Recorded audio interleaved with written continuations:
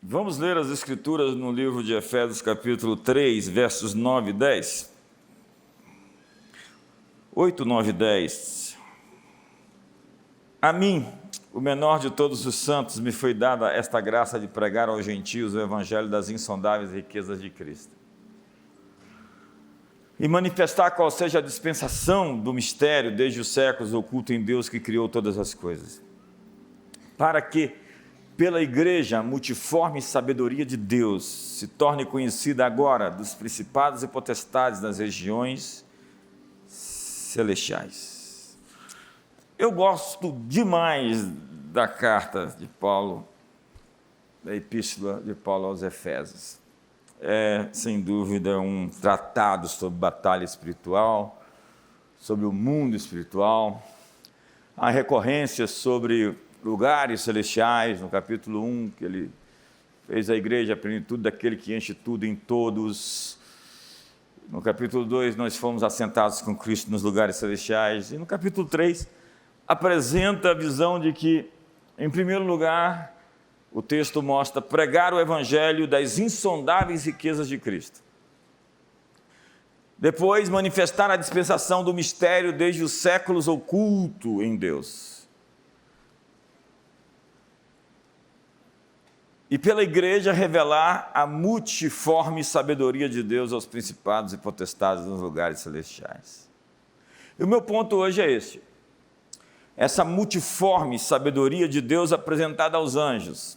Diz a Bíblia que os anjos anelam para escutar o evangelho, eles ficam sem entender as coisas. E como isso acontece?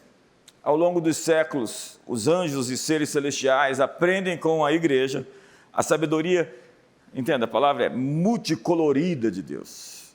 Deus é um Deus incrivelmente cheio de diversidade, de riqueza. Olhe para o universo e você vê tons sobre tons, cores. Olhe o orangotango e veja se ele não tem senso de humor. Veja as milhares de espécies de seres, veja a vastidão do universo. Quem está por detrás disso tudo? E como eu disse, Paulo nos afirma que nós estamos assentados em um lugar de autoridade. Essa é a nossa posição.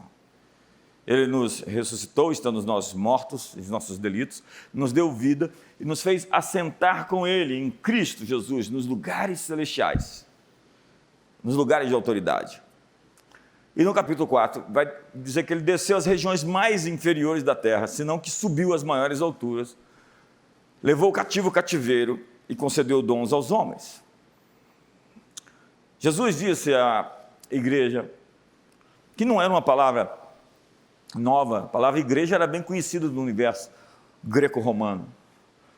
A eclésia era a assembleia que se reunia nas cidades-estados da Grécia.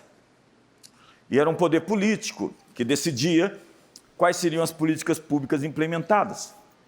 A partir daquele conselho, daquele grupo de pessoas, eles decidiriam o que fazer. Quando a Assembleia se reunia, ela decidia qualquer assunto que estava pertinente para o momento. E Jesus disse, eu edificarei a minha igreja, e as portas do inferno não prevalecerão contra ela. E o que vocês ligarem na terra será ligado nos céus. Eu lhes dou as chaves do reino dos céus. Jesus disse, eu te dou chaves para abrir portas, para fechar portas, para ligar, para desligar, para permitir, para não permitir. Veja que, dentro do conceito greco-romano, a igreja não se trata de uma religião, mas de um domínio, uma autoridade, um lugar onde nós nos reunimos e decidimos o que nós vamos hoje ligar, o que vamos desligar, o que vamos permitir, o que não vamos permitir. Nós temos chaves. Quantos têm chaves aqui hoje? Você que não levantou a mão tem chave nenhuma, desculpa. Quantos têm chaves aqui hoje? Vai melhorando, vai melhorar, até o final melhora. Então, segundo as Escrituras, nós podemos acessar essas regiões celestiais, já que estamos assentados nas mesmas, e alterar a história. Sim, nós podemos fazer a diferença, nós podemos escrever o roteiro de Deus, ou reafirmar o que Ele planeja. A vontade de Deus não é uma coisa que está sendo feita na terra, como no céu, senão o Pai Nosso não nos pediria para orarmos para que sua vontade fosse feita. se nós temos que pedir para a sua vontade ser feita, obviamente que tem coisas que ocorrem no mundo que não é a vontade de Deus. Entenda que no grego existem duas palavras para a vontade de Deus, bolema e telema. E normalmente o que aparece é telema, que para que a vontade de Deus aconteça, deve haver uma parceria entre o homem e Deus. O homem tem que assinar embaixo, tem que dizer sim e lutar para que a vontade, o plano de Deus aconteça. Quando é bolema, Deus apela para a sua soberania. Eu sou Deus e é isso que vai acontecer, ponto final. Mas para que Deus, todo momento, tivesse que fazer a vontade dele nesse mundo, ele teria que nos fazer robôs. Ele teria que nos impedir de fazer o errado, o mal, de cometer erros. Ele tinha que impedir-nos de ter decisões, de fazer escolhas. E essa não é a natureza dele. Ele colocou duas árvores no jardim. E ele não colocou a árvore do conhecimento do bem e do mal lá em cima do Monte Everest. Não, ele deixou disponível para que nós possamos fazer escolhas. A doutora Caroline Leaf disse no seu livro Ative o Seu Cérebro que o maior poder que foi dado ao homem é o poder de escolher. E disse Moisés em Deuteronômio capítulo 30, eu vos proponho a vida e a morte, o bem e o mal, a bênção e a maldição. Escolhe. Olha para o seu irmão e diga, escolha. Tudo é uma questão de escolha. Então nós somos uma autoridade, um domínio. A igreja não é uma religião. A igreja se reúne para decidir, para ligar ou desligar. E nós podemos, segundo as Escrituras, ir à sala do trono de Deus para receber graça e socorro para a ocasião oportuna. Vamos ler alguns textos, você não está lendo a Bíblia em casa, vamos ler na igreja. Acheguemos-nos, portanto, confiadamente. É necessário confiança, porque Deus se agrada daqueles que têm fé nele. Ele é galardoador daqueles que o buscam. Deus ama ser crido. Acheguemos, portanto, confiadamente junto ao trono da graça, a fim de recebermos misericórdia e acharmos graça para socorro em ocasião oportuna. Por causa do que Jesus fez, você tem o direito divino de ir à sala do conselho de Deus, o lugar onde as decisões são tomadas. Eu gosto disso. Quando Deus vai tomar uma decisão de destruir Sodoma, Deus fala, eu porventura não falaria a meu amigo Abraão o que eu estou pronto a fazer? É o profeta Amós que diz que Deus não faz nada sem antes revelar aos seus servos, os profetas. As coisas importantes que acontecem na sua vida, se você tem um relacionamento com Deus, Deus vai comunicar com você antes. E vai te dar até a chance de você combater qualquer coisa, de você lutar, de você resistir, como fez com Moisés. Aquela conversa com Moisés é muito esdrúxula. Moisés comparece diante do trono da graça, face a face com Deus, ele conversava, e Deus diz, eu vou destruir esse teu povo. E Moisés diz, tu vai destruir o teu povo? Volte lá no texto em Êxodo e veja como é a conversa assim, está saindo faísca, o mortal, o feito de pó, está falando com o eterno, e está falando face a face. E Deus vai falar, eu vou destruir essa tua turma, esse povo, eu estou cansado deles, não quero, eu vou fazer a partir de ti um novo povo. Mas ele diz, mas Senhor, o que vão dizer lá no Egito? O Senhor os tirou de lá. E o que vão dizer os outros povos? Que o Senhor os tirou do Egito, fez grandes sinais e prodígios e não pôde fazê-los entrar na terra prometida. O Senhor foi incapaz de cumprir aquilo que o Senhor tinha dito que ia fazer. Então Deus para e diz, tá bom, Moisés, tudo certo. O jogo segue.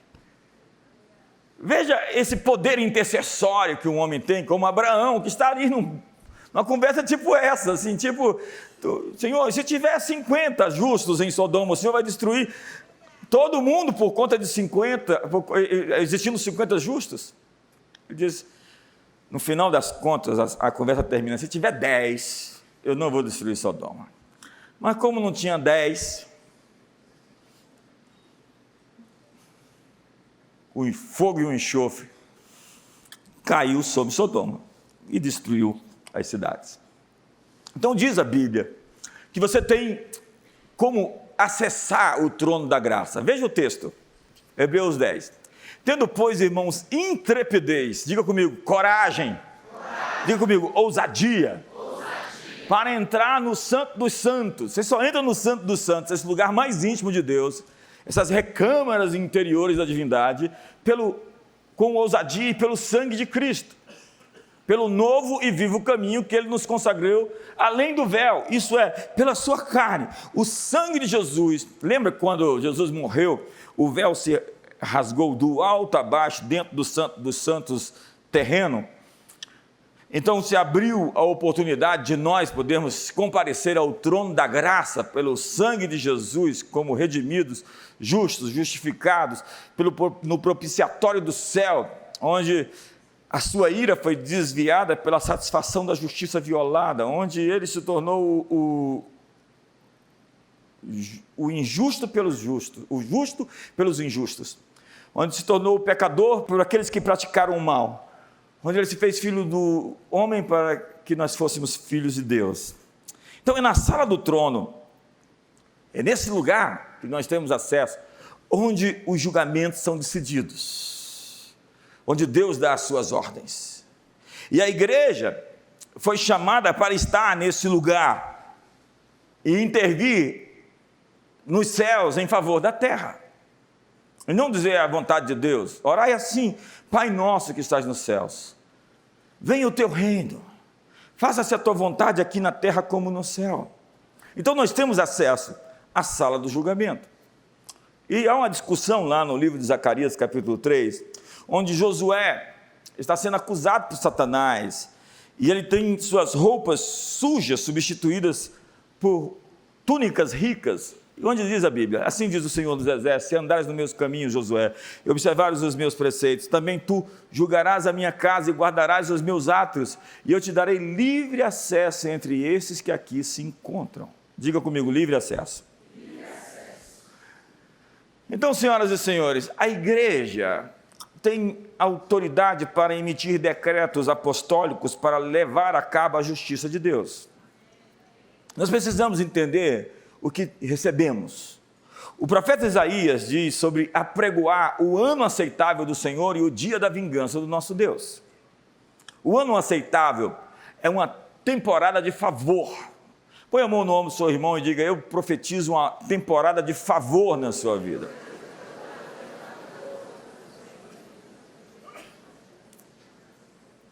Quando o nosso favor com Deus cresce, nosso favor com os homens também cresce. Diz a Bíblia: e crescia Jesus em sabedoria, estatura e graça diante de Deus e dos homens.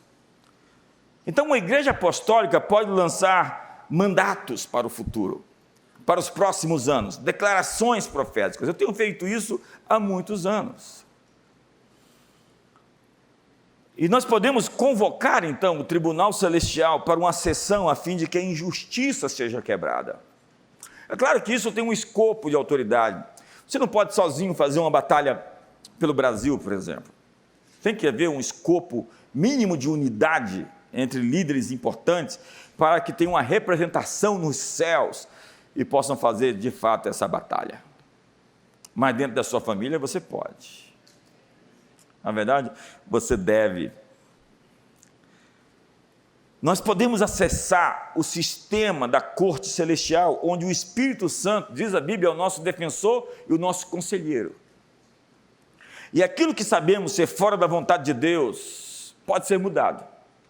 Enfermidades, pobreza, escravidão, opressão, falsas acusações devem ser levadas ao juiz do céu, à instância superior, à Suprema Corte Celestial. Mas nós temos que tomar muito cuidado com isso, porque nós temos que fazer isso de maneira correta, com o coração certo.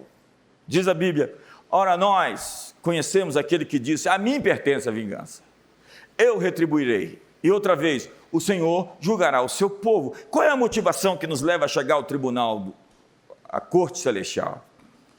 Deus diz: a vingança é minha, eu vou retribuir. E há muitas pessoas amarguradas e ressentidas fazendo feitiçaria.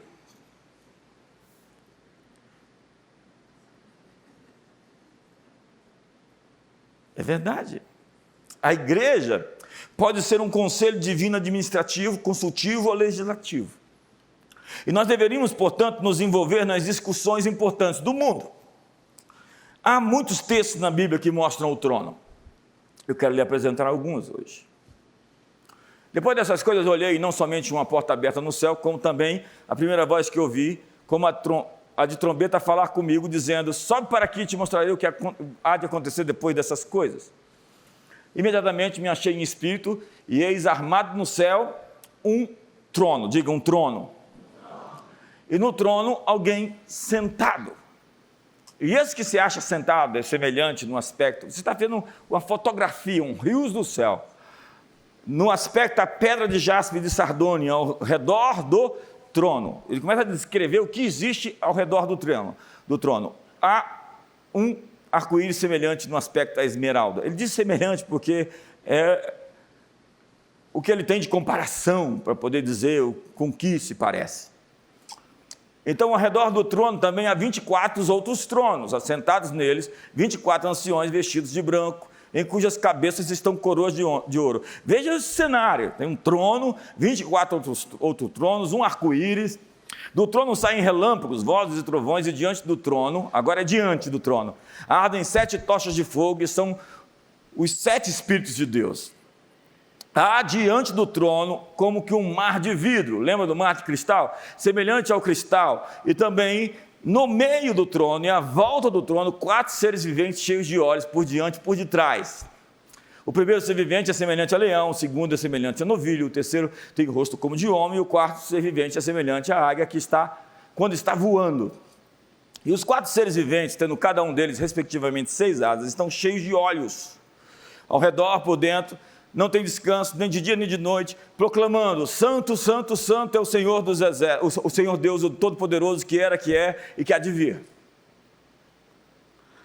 Quando esses seres viventes derem glória, honra e ações de graças ao que se assenta no trono, ao que vive pelos séculos dos séculos, os 24 anciões prostrar-se-ão diante daquele que se encontra assentado no trono, adorarão o que vive pelos séculos dos séculos e depositarão suas coroas diante do trono, proclamando: Tu és digno, Senhor, Senhor e Deus nosso, de receber a glória, a honra e o poder, porque todas as coisas Tu criaste, sim, por Tua causa, por Tua vontade, vieram a existir e foram criadas. São muitos textos mostrando essa revelação do trono. No capítulo 5, logo depois, nós vamos ver que ali já não é mais adoração que está acontecendo, mas são juízos, julgamentos. Depois da adoração surge o julgamento. Depois de toda adoração vem julgamento. Adoração é um modo de julgar os poderes infernais. Muito obrigado pelo entusiasmo de vocês. Sacrifícios de louvor, fruto dos lábios que confessam o seu nome. A sua adoração traz juízo sobre Satanás, sobre os poderes do mal.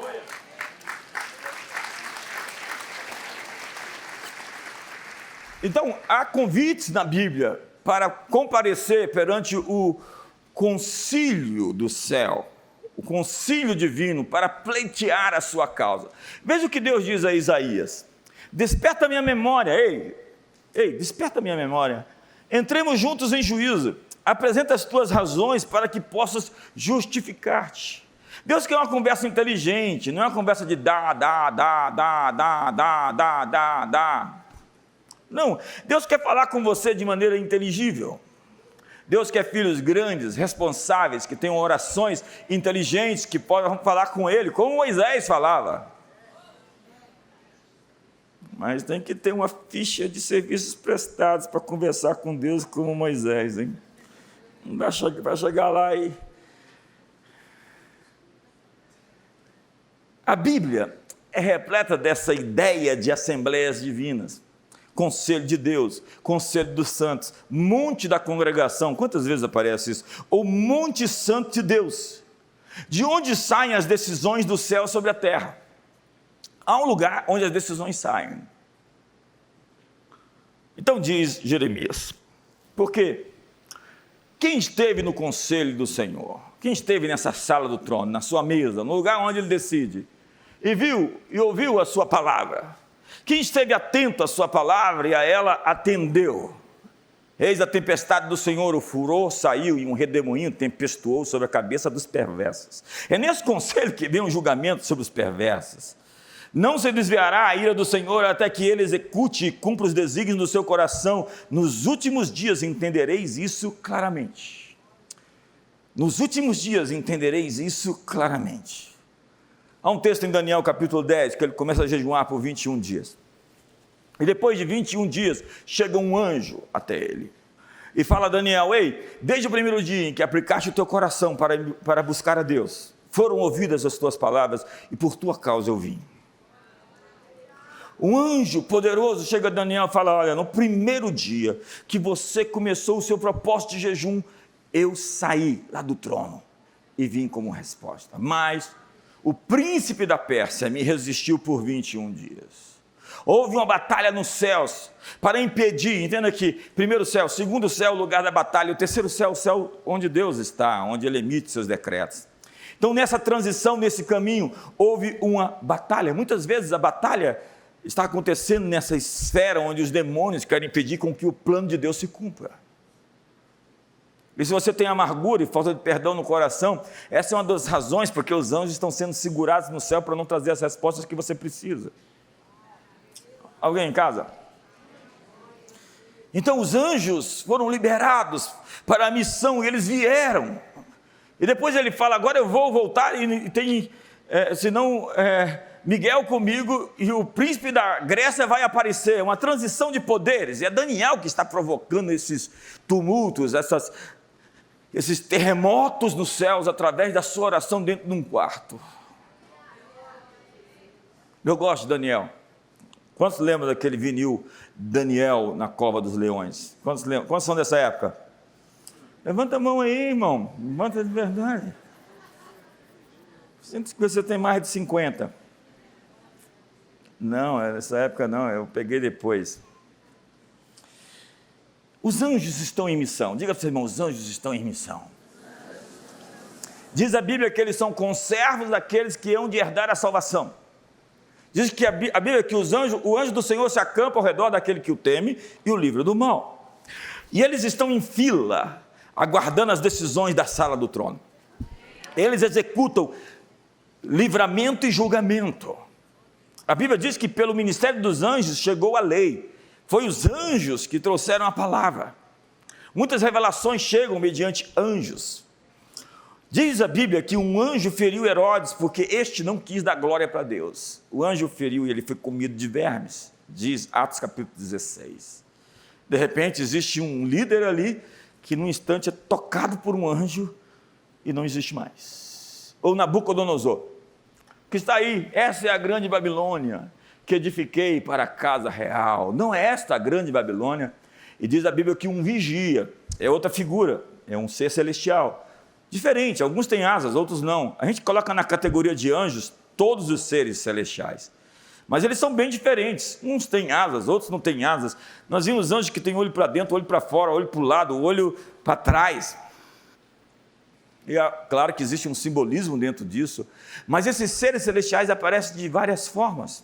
E esse vigia grita. E quando ele grita, Nabucodonosor fica louco. Por 7 anos, ele vai comer erva e, como um pássaro, deixa a unha crescer e modifica a sua estrutura física, até que se passa um ciclo e ele volta à sua posição como rei, como imperador, para saber que o Deus dos céus tem o domínio sobre o domínio dos homens, e ele governa, e o seu governo é sempre eterno e jamais passará. É um anjo que faz sair da parede uma mão e que escreve um julgamento: Mene, mene, tekel, passim. O teu reino foi julgado, achado em falta e foi dado aos medos e aos persas. Essas figuras de anjos sempre aparecendo em Babilônia, especialmente no livro de Apocalipse. O que vocês ligarem na terra será ligado nos céus.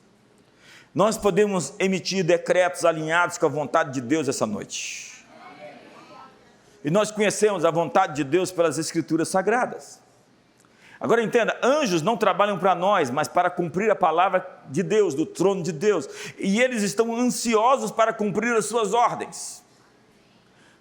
Mas alguns dos anjos estão meio que desempregados, porque a igreja não está ligando nada no céu, nem na terra. A igreja não está chamando as coisas que não são como se já fossem. A igreja não está liberando as palavras de cura, de restituição e de libertação. Eu costumo dizer que o que eu pregar nas Escrituras vai acontecer. Nós vimos no último domingo aqui dezenas de curas, centenas de curas, porque se ousou acreditar no que a Bíblia diz, que colocarão as mãos sobre os enfermos e os curarão. Se nós pregarmos sobre libertação financeira, isso vai acontecer. Restauração de casamentos, isso vai acontecer. Cura da depressão, isso vai acontecer. Restauração de casamentos, isso vai acontecer. O que você pregar, libertação vai acontecer. O que você pregar no conselho de Deus, todo o conselho de Deus é verdadeiro. O que nós falarmos, profetizarmos e decretarmos, é isso que Deus vai fazer. O que ligarem na terra será ligado no céu. Esse é um lugar de autoridade, esse é um lugar de domínio. Então, a liberação das palavras coloca os anjos em movimento. Os anjos executam os julgamentos de Deus ecoados nos céus. Veja o texto. Nos céus estabeleceu o Senhor o seu trono, e o seu reino domina sobre tudo. Domina sobre o câncer, domina sobre a opressão política, domina sobre os que têm complexo de divindade, os suplentes da divindade. O domínio de Deus está sobre tudo. Bendizei ao Senhor todos os seus anjos valorosos em poder, que o quê? Que executais as suas ordens e lhe obedeceis a palavra. Bendizei ao Senhor todos os seus exércitos, vós, ministros seus, que fazeis a sua vontade. Deus nos chama de juízes na Bíblia, filhos do Altíssimo, porque a igreja é um domínio, é uma autoridade, é um lugar de governo, e é preciso acionar os céus para que o plano de Deus se cumpra. A vontade de Deus precisa ser ativada, precisa ser acordada. Diz Romanos capítulo 12, rogo-vos, irmãos, pelas misericórdias do Senhor, que apresenteis os vossos corpos como um sacrifício vivo, santo e agradável ao Senhor, que é o culto racional. Seu culto racional é levantar as mãos quando não quer. Seu culto racional é oferecer o seu corpo em sacrifício vivo, em adoração. Mesmo quando você não sente dar glória a Deus, você dá um glória a Deus, e um aleluia, e um brado de júbilo.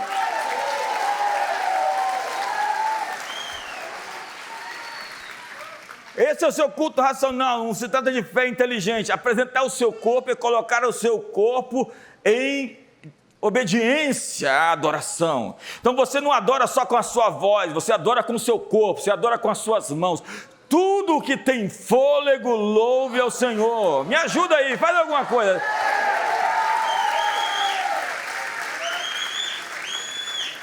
E quando você faz isso, seu estado de ânimo interior muda. Se você não faz, vai continuar do mesmo jeito. Você vai ver que a sua química muda. Eu escrevo isso no meu livro Metanoia, capítulo 3, vai lá e lê. No verso 2, Paulo diz, e dá sequência: e não vos conformeis, não tenham a forma das circunstâncias, não tenham a forma desse mundo, com esse século, com esse aion. Entenda que não existe um fim de mundo, existe um fim de século, um fim de era. O mundo não vai acabar. Lamento, os apocalípticos não gostam disso. Nós estamos numa transição de era. A Bíblia diz que Jesus é o Senhor dessa era e da era vindoura. Não vos conformeis com esse século. O Deus desse século já foi julgado. O príncipe desse mundo já foi julgado. E em breve o Deus de paz esmagará a Satanás debaixo dos vossos pés. Mas transformai-vos pela renovação da vossa mente, para que experimenteis qual seja a boa, agradável e perfeita telema de Deus. A vontade de Deus, perfeita, agradável, boa, é aquela que eu vou ter que me alinhar, fazer uma parceria, dizer: Deus, eu quero o que o Senhor quer. Eu quero viver a tua promessa e eu vou lutar por isso, prometo. E eu vou acessar as regiões celestiais para que isso aconteça. Então eu vou viver a tua boa, agradável e perfeita vontade, porque eu não vou me conformar com as circunstâncias, mas vou transformar as circunstâncias segundo a tua vontade. Adão e Eva foram criados para ter domínio. O mandato cultural de Gênesis capítulo 1 foi: façamos o homem a nossa imagem e semelhança, homem e mulher, macho e fêmea. Tenha ele domínio sobre os peixes do mar, sobre as aves do céu, sobre os répteis, sobre tudo que rasteja. Multiplicai-vos, diz a Bíblia. Sede fecundo, multiplicai-vos, enchei a terra, sujeitai e dominai. Esse foi o mandato dado por o Criador à humanidade. A humanidade recebeu autoridade.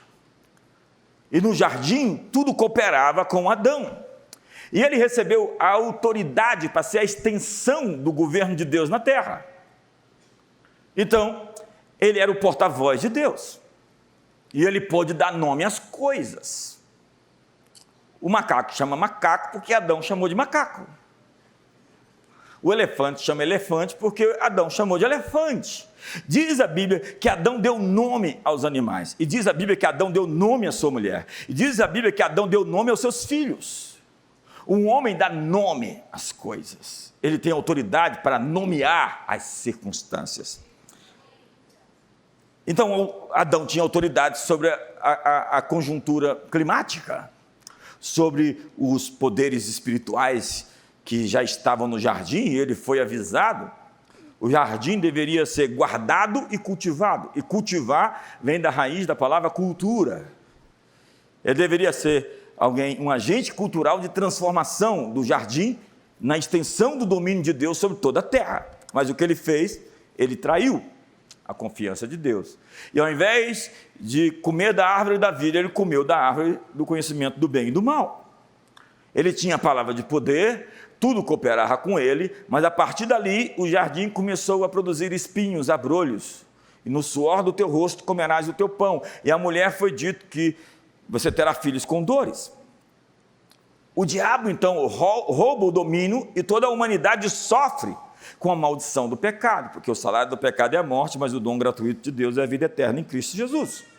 Então Jesus veio ao mundo e nos devolveu o domínio. Eis que vos dei autoridade para pisar sobre serpentes e escorpiões e sobre todo o poder do inimigo, e nada absolutamente vos causará dano. Ide por todo o mundo e anunciai o evangelho a toda criatura. Quem crer e for batizado será salvo, quem não crer será condenado. E em meu nome expulsarão demônios, curarão os enfermos, falarão novas línguas. Ide por todo o mundo, discipulai as nações, fazendo discípulos de todas as nações, batizando-os em nome do Pai, do Filho e do Espírito Santo, e ensinando-os a guardar todas as coisas que eu vos tenho ordenado. O que aconteceu? Jesus devolve a autoridade ao homem. E se pela ofensa de um e por meio de um só reinou a morte, muito mais os que receberam a abundância da graça e o dom da justiça reinarão em vida por meio de um só, a saber, Jesus Cristo. O ser humano é uma raça de reis. Todos os homens são reis. E em Jesus somos reis sacerdotes. Temos autoridade na terra e temos como nos reportar ao céu como sacerdotes. E hoje nós governamos com eles. E há um texto na Bíblia bem complicado de se falar, mas eu quero hoje fazê-lo. Isso eu já disse. E juntamente com ele nos ressuscitou e nos fez assentar com ele nas regiões celestiais. Replicou-lhe Jesus: não está escrito na vossa lei? Eu disse: sois deuses? Se ele chamou deuses aqueles a quem foi dirigida a palavra de Deus, e a Escritura não pode falhar, então daquele a quem o Pai santificou e enviou ao mundo, dizeis: tu blasfemas porque declarei sou filho de Deus? João capítulo 10, verso 34. A que Escritura Jesus estava se referindo? Salmo 82, que diz que Deus está na congregação dos juízes. Deus está na congregação dos governantes, dos filhos de Deus. Vamos ler o texto. Deus assiste na congregação divina. No meio dos deuses, estabelece o seu julgamento. Agora entenda essa palavra deuses, é a palavra Elohim. Elohim já foi traduzido por anjos, como por juízes ou filhos do Altíssimo. Então o que a Bíblia está dizendo é que deuses aqui são juízes, são governantes ou filhos do Altíssimo. A lógica é a seguinte: até que um juiz tome uma decisão, um assassino que anda matando as pessoas vai ficar livre. Até que um ladrão seja sentenciado, ele pode continuar roubando. Até que um mentiroso seja julgado, ele pode continuar mentindo e fazendo mal às pessoas. O que a igreja foi chamada a fazer é liberar os decretos de Deus nos lugares celestiais, como juízes. O que Deus está dizendo é que nós temos o poder de ligar e de desligar, decidir ou não decidir. Veja o que Pedro fez. Ananias e Safira venderam uma propriedade e trouxeram parte daquele dinheiro aos pés dos apóstolos. E Pedro, no meio de um avivamento, descobriu que ela estava mentindo. Eles mentiram ao Espírito Santo, segundo Pedro. E Pedro os sentenciou à morte por uma palavra. Ananias e Safira caíram mortos porque mentiram no meio de um avivamento. Veja a autoridade de uma igreja apostólica no meio de um despertamento espiritual. Da mesma forma, Paulo entregou Alexandre e Himeneu nas mãos de Satanás, para que não mais blasfemassem. Ele os excomungou do reino de Deus. Veja que ele estava se referindo ao texto de Jesus, do capítulo 18 de Mateus, que se teu irmão pecar contra ti, vai até ele, se arrepender, ganhaste teu irmão. Se não, leva dois, se não, leva até a igreja. Se não se arrepender, será considerado como gentio, como pagão. Mas entenda, Deus, ao mesmo tempo que nos deu autoridade para julgarmos, está julgando os nossos julgamentos. Ele está julgando as nossas proclamações. Com que motivos o fazemos? Os decretos da igreja devem estar alinhados com a palavra de Deus, porque senão sai um bocado de crente feiticeiro por aí. Paulo liberou uma palavra de cegueira sobre Elimas o mágico por um tempo, enquanto ele estava evangelizando o procônsul Sérgio Paulo. Vamos ler o texto? Havendo atravessado toda a ilha até Pafos, encontraram um certo judeu mágico, olha aí, falso profeta, de nome Bar Jesus, o qual estava com o procônsul Sérgio Paulo, que era um homem inteligente. Este, tendo chamado Barnabé e Saulo, diligenciava para ouvir a palavra de Deus. Mas opunha-se-lhes Elimas, o mágico, porque assim se interpretava o seu nome, procurando afastar da fé o procônsul. Todavia, Saulo, também chamado Paulo, cheio do Espírito Santo, veja essa expressão, cheio do Espírito Santo, fixando nele os olhos, disse: filho do diabo, ó filho do diabo. Você pode ser cheio do Espírito Santo e chamar alguém de filho do diabo? Cheio de todo engano e de toda malícia, inimigo de toda a justiça, não cessarás de perverter os retos caminhos do Senhor? Pois agora eis está aí sobre ti a mão do Senhor, e ficarás cego, não vendo o sol por algum tempo. No mesmo instante caiu sobre ele névoa e escuridade, e andando a roda procurava quem o guiasse pela mão. Então o procônsul, vendo o que sucedera, creu, maravilhado com a doutrina do Senhor. Você sabe que algumas pessoas vão crer por meio de sinais e prodígios, inclusive de impedir aquilo que está impedindo as pessoas de chegar ao conhecimento da verdade ou do Evangelho. Senhoras e senhores, a sessão do tribunal do céu está aberta essa noite. Diga para o seu irmão: estamos em sessão.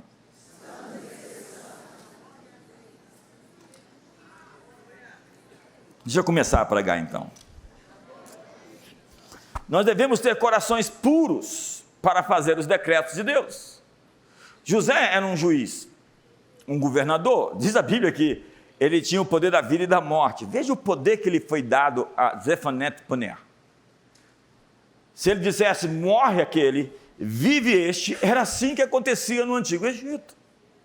Ele tinha o poder de fazer viver ou de fazer morrer.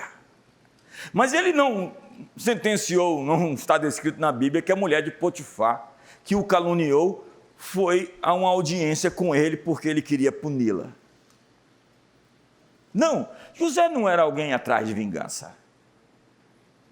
Não foi noticiado também que o mesmo Potifar ou seus irmãos sofreram algum abuso porque o venderam como escravo. Pelo contrário, ele alimentou toda a sua família, seus sobrinhos netos, seu pai, seus irmãos, toda a sua família estava sendo alimentada por aqueles que eles venderam como escravo. José era um governante com o coração limpo. Apesar de ter sofrido, ter chorado, toda a casa de Faraó ouviu a sua dor. Diz o autor de Gênesis que ele se desesperou da vida dentro daquela cisterna, deve ter contraído uma claustrofobia pesada, depois foi caluniado, a vida dele só dava errado. Parecia que estava dando errado. Até que ele encontrou o plano oculto por detrás das lutas.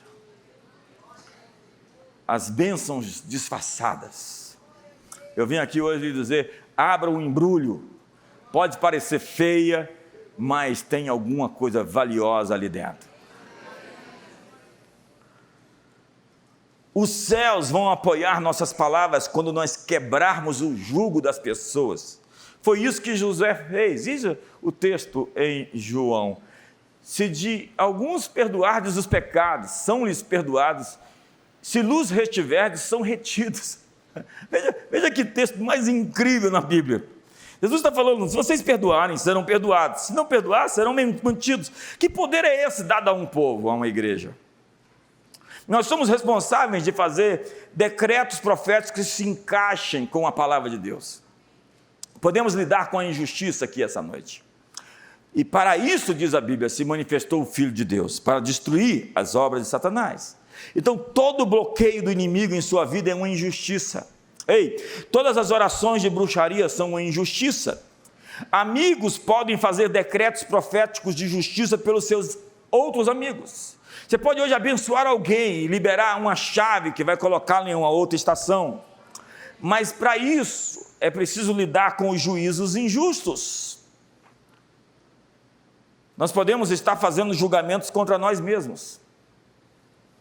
Abençoarei os que te abençoarem, amaldiçoarei os que te amaldiçoarem.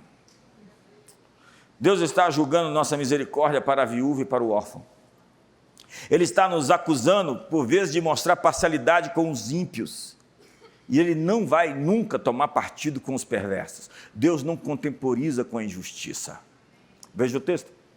Até quando julgareis injustamente? Seguimos no Salmo 82.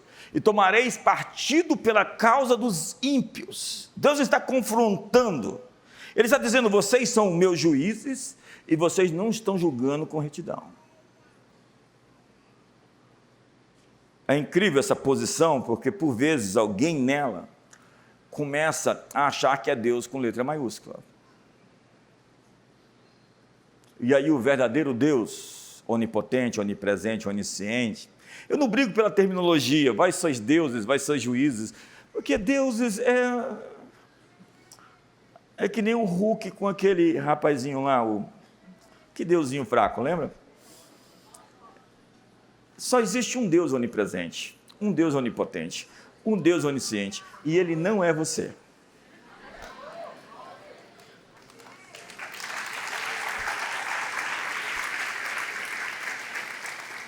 Deus está dizendo, vocês são meus juízes, vocês têm autoridade, eu lhes dei as chaves do reino dos céus, vocês podem ligar e desligar, e os decretos que vocês emitem deveriam quebrar a missão maligna, seus decretos deveriam libertar os cativos, vocês deveriam fazer justiça ao fraco e ao órfão, proceder retamente com o aflito e o desamparado, deveriam zelar pelos que estão feridos e machucados. Deus nos ordena fazer justiça, somos chamados para libertar os cativos e liberar julgamentos contra os inimigos. Mas a gente tem uma crise, segundo o Dr. Henry Cloud, nós temos uma crise de bondade dentro da igreja. Esse texto ali de Paulo com Elimas é uma aberração na visão do amor. É o amor. Esses crentes, sabe, tem gente, a Bíblia diz que você não confronta. Não confronte o insensato, para não fartar sua cabeça de angústias. E acredite, tem gente que é caso de polícia. Quantos estão comigo aqui? Há muitas coisas que não ocorrerão sem o devido arrependimento. Deus nos deu poder mediante decretos proféticos. Provérbios diz: a vida e a morte estão no poder da língua. O chamado da igreja é dar voz à palavra de Deus. Diga, dar voz à palavra de Deus. E você sabe quando você faz isso, o que acontece? Os anjos atenderão a sua palavra para provocar seu juízo e sua justiça. No momento em que você declara a palavra de Deus, a promessa de Deus, os anjos andam em movimento, mas às vezes eles vão ser resistidos. Deus disse: vocês são meus juízes, vocês são filhos do Altíssimo. Mas nessa posição eu digo, alguns desenvolvem um complexo de divindade, é muito poder para alguns. Eles se acham, não podem brincar de pique e esconde, eles se encontram, se acham. Então o verdadeiro Deus diz: eu disse, vocês são deuses, sois todos filhos do Altíssimo, vocês são Elohims. Todavia, como homens, vocês vão morrer, e como qualquer dos príncipes, havereis de sucumbir. Então Asaf, o autor desse salmo, suplica que Deus faça justiça para que as nações não pereçam, porque nações vão perecer, civilizações vão deixar de existir por causa do pecado. Você sabe por que a Grécia, a Roma, a Babilônia, o Egito estão enterrados, viraram objeto de observação arqueológica? Por causa do pecado. O pecado destrói gerações, destrói nações. Então Asaf ora: levanta-te, ó Deus, e julga a terra, pois a ti compete a herança de todas as nações. O tribunal de Deus está em sessão. E o profeta Daniel nos dá uma visão clara do que acontece numa sessão do tribunal do céu. Veja esse texto. Continuei olhando até que foram postos uns tronos, de novo. E o ancião de dias se assentou. Sua veste era branca como a neve, os cabelos da cabeça como a pura lã. O seu trono eram chamas de fogo, e as suas rodas eram fogo ardente. Um rio de fogo manava e saía de diante dele. Milhares de milhares o serviam, e miríades de miríades estavam diante dele. Assentou-se o tribunal, e se abriram os livros. Jesus disse que cada palavra frívola que proferirem os homens está na nuvem.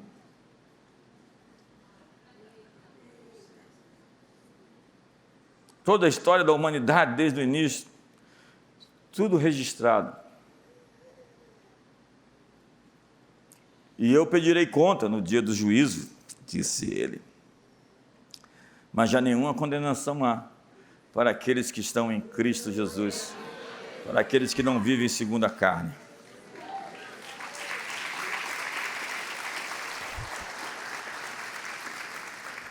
O tribunal de Deus entra em sessão, então nós podemos ativar aqui essa noite a salvação. Nós podemos dizer: crê no Senhor Jesus e será salvo tu e a tua família. Quantos têm familiares para serem salvos aqui hoje? Nós abrimos portas de salvação aqui hoje para eles. Nós declaramos um encontro com Deus, com cada um deles. Não se perderão, nós requisitamos, requeremos cada um desses nomes para o reino de Deus. Que o evangelho lhes seja oportunizado e que eles tenham um encontro, ainda que dramático, com o Todo-Poderoso. Em nome de Jesus, quantos aceitam essa oração? Então nós ativamos a cura nesse lugar. Quando tem algum diagnóstico contrário a você? É pouca gente, já foi tudo curado no último domingo aqui. Nós vamos orar no final. Nós declaramos a libertação aos presos e aos oprimidos. Você sabe, esse não é um lugar para preservação do status quo. Se você quiser ir, vai para o clube ali da esquina. Aqui é o lugar onde os céus e a terra se encontram. Aqui é o lugar onde o inimigo encontra uma parede bem forte para destruir a cara dele. Aqui é o lugar onde as portas do inferno não prevalecerão contra a igreja. Nossas palavras ativam os anjos que atendem à voz da palavra. Ao declarar a prosperidade e a cura, elas virão. Ao declarar a vitória e o favor, eles virão. Ao declarar as promessas, os anjos de Deus se movem para cumprir o que já foi decidido no tribunal da corte do Calvário.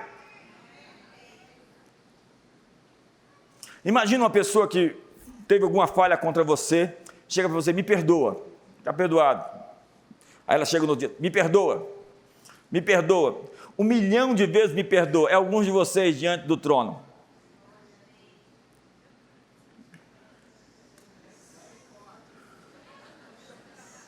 Vai e não peques mais, diz o Senhor, e não me perturba com esse pedido de perdão seu. Mostra o arrependimento por meio de obras de arrependimento. Quantos estão comigo aqui? Amém. Quando declaramos sua palavra e sua vontade, os cativos são livres e os cegos veem, os surdos ouvem. Olha só esse texto, e eu quero terminar com ele. Nada, você falou bem fraquinho. Eu quero terminar com ele. Obrigado. Não obstante, é um povo roubado e saqueado. Todos estão enlaçados em cavernas e escondidos em cárceres. São postos como presos e ninguém há que os livre. Por despojo, e ninguém diz, restitui, eu quero de volta.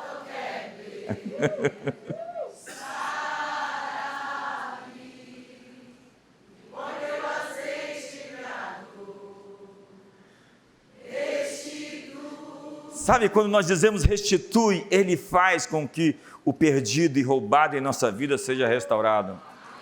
Eu quero declarar um fim de ano, um final de ano de restituição para a sua vida. Ei, a sessão do céu está aberta. E já está contabilizado tudo que você perdeu, o que seus pais perderam, o que seus avós perderam. E Deus está abrindo caminho para encontrar você todas as coisas que foram roubadas, que foram perdidas na sua história. Você talvez está lutando contra a injustiça, tentando defender-se ou fazer vingança.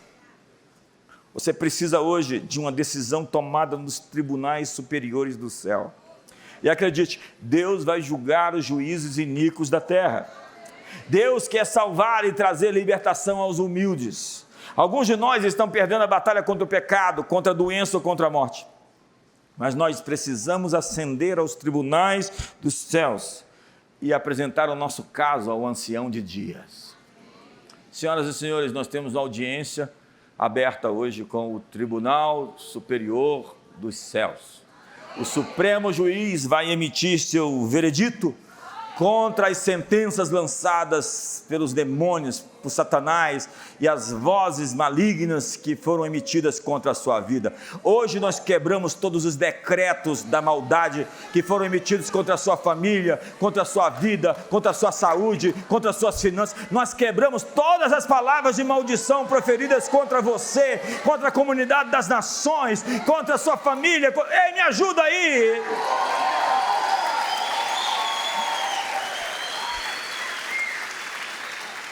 O tribunal do céu está nos apoiando essa noite. E os anjos já estão assumindo posição, você pode sentir? E nós temos hoje decretos reais a serem feitos. Nós podemos tomar a autoridade sobre o inimigo. Desfazer esses decretos do acusador. A palavra lá na Bíblia, quando aparece Satanás em Apocalipse, é como um promotor de justiça, um acusador. E a Bíblia diz que nós temos um advogado junto ao Pai, Jesus Cristo, o justo. Diga para o seu irmão, você tem um bom advogado. E ele vive para sempre para te defender. Olha só o que diz Hebreus. Por isso também pode salvar totalmente os que por ele se chegam a Deus, vivendo para sempre para interceder por eles, porque não existe outro mediador entre Deus e os homens, senão Jesus Cristo, homem. Fique de pé, o tribunal está em sessão. É hora de se aproximar do trono e apresentar seu caso. Seu caso talvez seja um pós-Covid que te tirou a energia, você não tem mais forças desde que você foi infectado. Tem uma sentença de morte. Seu caso talvez sejam problemas emocionais, que você não consegue chaves para sair dessa condição de perturbação. Seu caso seja uma depressão, uma opressão. Nomeie as injustiças. O que Jesus fez na cruz do Calvário foi destruir toda a sentença de Satanás contra você.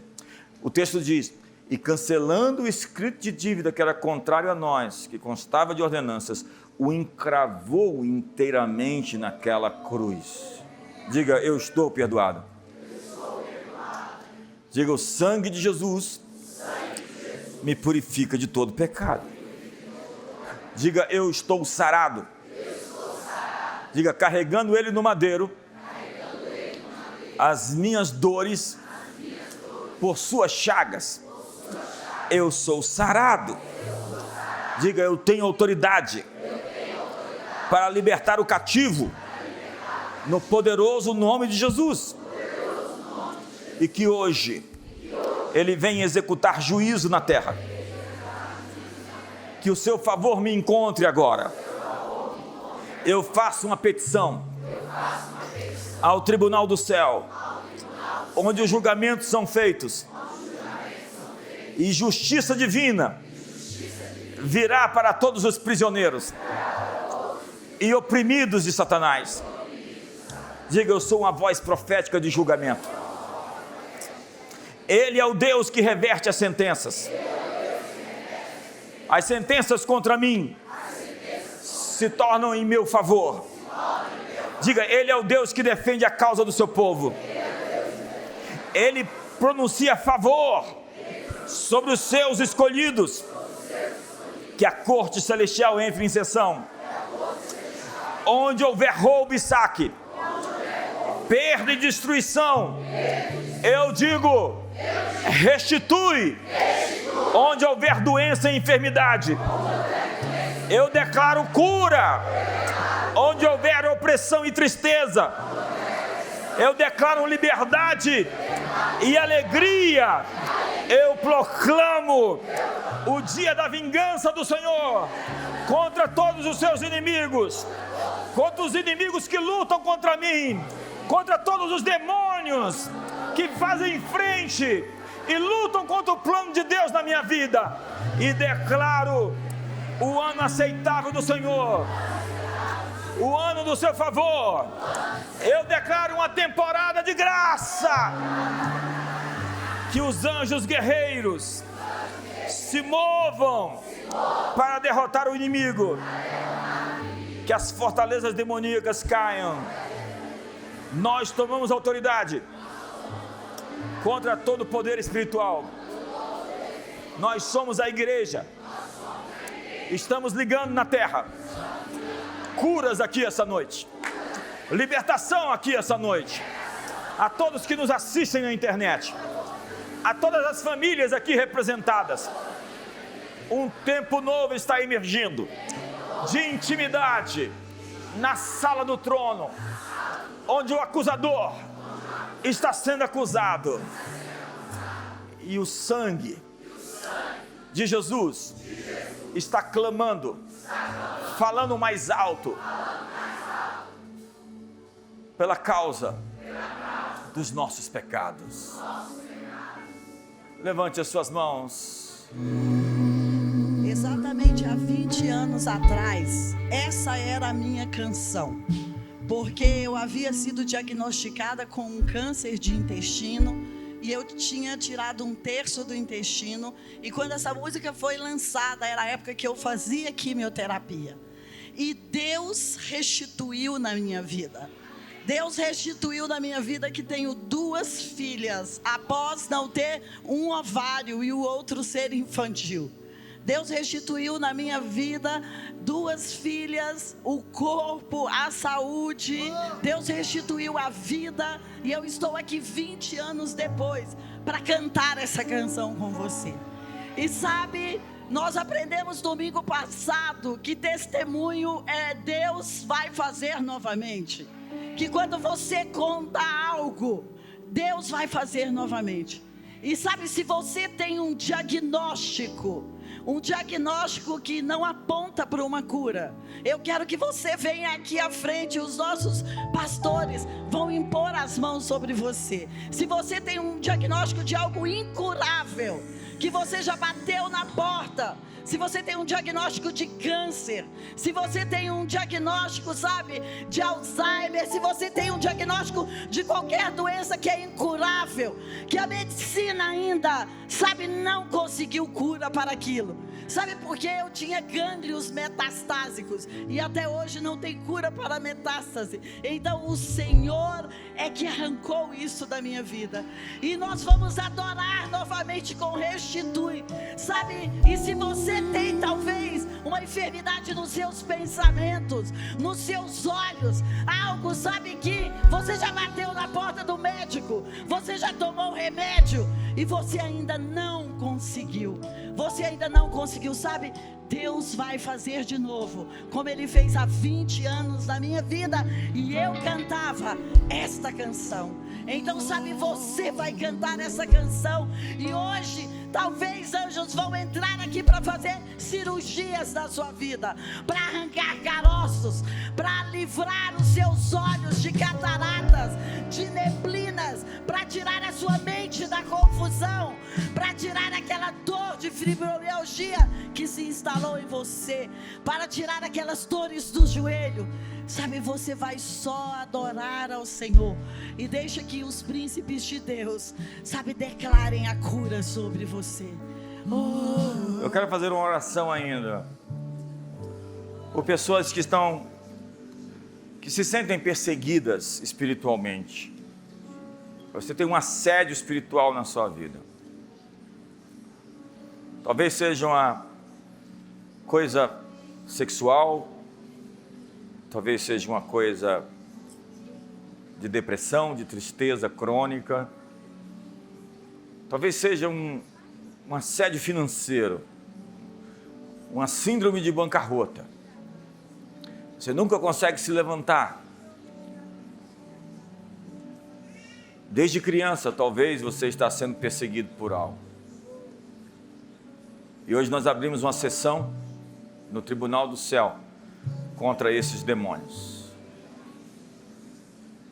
E nós os acusamos perante o trono.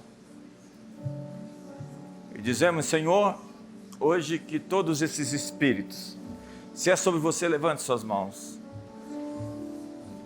Nós declaramos que todos esses espíritos estão denunciados em tua presença. Que eles sejam parados. Que a liberdade flua. O Senhor quer filhos maduros, filhos saudáveis, filhos libertos. E essas pessoas têm levado isso talvez por décadas. Elas se sentem oprimidas. E há um sonho, um sentimento, uma presença por vezes na vida delas, que as assombra, que traz medo, ansiedade. E você por vezes está até atrás de um diagnóstico. Mas a Bíblia diz que Jesus expulsou o demônio de uma mulher encurvada e aquela mulher andou ereta. Por vezes a Bíblia declara que existe uma origem em determinadas doenças. E nós queremos hoje declarar: para isso se manifestou o Filho de Deus, para destruir as obras de Satanás na sua vida. Nós apresentamos essa injustiça e, como juízes, nós julgamos o mal e decretamos a falência do inferno. O inferno não prevalece contra os filhos de Deus e nós declaramos a sua libertação. E nesse final de ano você vai viver algo que nunca viveu antes em toda a sua história. Nesse final de ano, você vai viver uma liberdade e um sentimento de pertencimento a algo, uma capa, um abraço de Deus chegando sobre os seus filhos. Nós concordamos com a cura de todas essas pessoas que vieram aqui à frente. E nós declaramos que vamos ter inúmeros testemunhos nas próximas semanas. Inúmeras histórias de vitória que vamos contar às futuras gerações, porque quando o Senhor restaurou a nossa sorte, nós ficamos como quem sonha, e a nossa boca se encheu de riso, e os nossos lábios de um hino de louvor, porque se diziam entre as nações: grandes coisas fez o Senhor por eles, com efeito, grandes coisas fez o Senhor por nós, e por isso estamos alegres. Celebre ao Senhor. Dê um abraço gostoso no seu irmão e ore com ele agora. Não, nós vamos terminar, eu prometo que agora a gente termina, mas ore com ele agora, declarando uma bênção especial. O que ligarmos na terra será ligado nos céus. Então declara sobre ele uma surpresa do céu. Eu declaro uma surpresa divina no céu nesse final de ano. No final do ano você vai ser surpreendido por uma bênção, você vai ser surpreendido por um favor. Surpreendido, Carlos, por um favor, uma bênção especial de Deus na sua vida nesse final de ano. Deus abençoe sua vida. Eu quero liberar sobre você um favor especial sobre a sua família, sobre sua vida financeira, sobre sua saúde física, que você tenha energia, que você tenha uma revelação, um encontro poderoso com Deus, que a bênção enriqueça e não acrescente nenhuma dor, e que o amor de Deus, a graça de Jesus e a comunhão do Espírito Santo seja sobre a sua vida. A sessão está encerrada.